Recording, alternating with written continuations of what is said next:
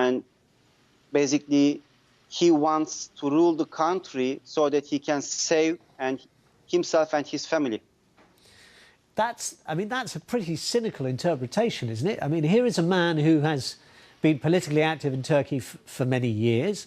He would argue, his supporters would certainly argue, that much of the economic boom the country enjoyed was down to his stewardship, initially as Prime Minister, subsequently as President. Then there was this, let's face it, unlawful attempt to kick him out of office last year. Second time he'd been, or attempts to remove him from office, first time he'd been successful many years ago.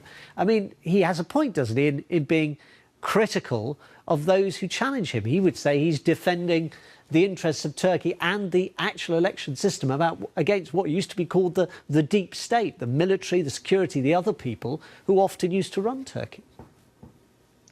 Yes, you are right, technically. However, there are a lot of allegations about the process and what happened. And there are a lot of allegations about the coup attempt as well. If you look at the reports coming out of different EU country agencies about what happened during the coup and the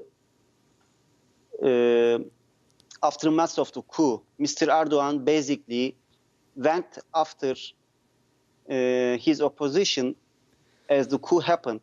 And after the coup, he imprisoned around 50,000 people, regardless of their involvement in that coup.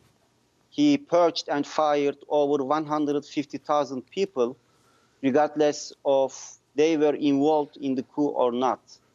And because of the extra measures he had taken, and because of his stand against the EU and the West, and his rhetoric against many European countries, ruined Turkey's economy.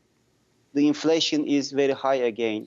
And many European tourists who used to come to Turkey are not coming to Turkey. So economy is ruined. Turkish bureaucracy is ruined. The prospects of Turkish people for the future is very dark. Do you think Europe has 50% of the countries opposing him? And the presidential elections is going to happen in 2019. He was de facto using all those powers, regardless of they were legal or not, even before this election. So he has a lot of challenges ahead.